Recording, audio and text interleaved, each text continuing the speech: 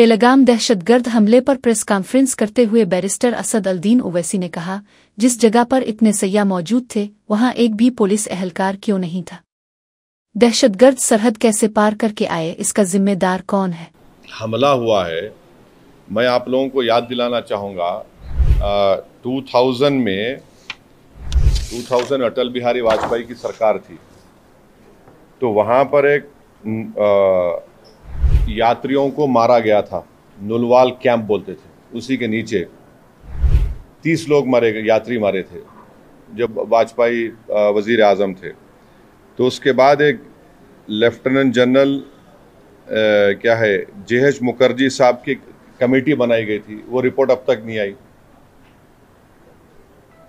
तो ये ऐसा नहीं है कि इन्होंने इस जगह का पहले इंतखाब किया। दूसरी बात यह कि जिस जगह पर इतने टूरिस्ट हैं वहाँ पर एक पुलिस वाला नहीं है, एक CRPF का कैंप नहीं है, कोई सिक्योरिटी के लोग नहीं है। तीसरा यह है कि जो वहाँ पर जो क्विक रिएक्शन टीम थी, CRPF के 2 यूनिट है, जो उनको ऊपर जाने में 1.25 घंटा लगा, और इन कमीनों हरामजादों ने जो हरकत की वहाँ पर नाम पूछकर गोली मारे, समुदाय पूछकर मारे।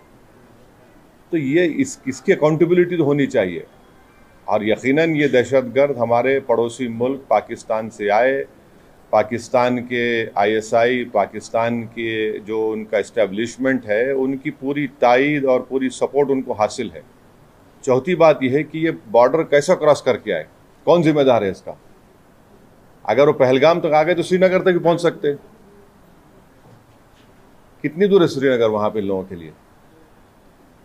तो ये यकीनन अकाउंटेबिलिटी फिक्स होनी चाहिए, और इन जालिमों से, इन कमीनों से, जिन्होंने जिन 26 लोगों की जानें ली हैं, उनसे इंसाफ उसी वक्त होगा जब अकाउंटेबिलिटी भी फिक्स होगी और इन लोगों को कैफर किरदार तक पहुंचाएंगे, इन दहशतगर्दों को। और उम्मीद करते कि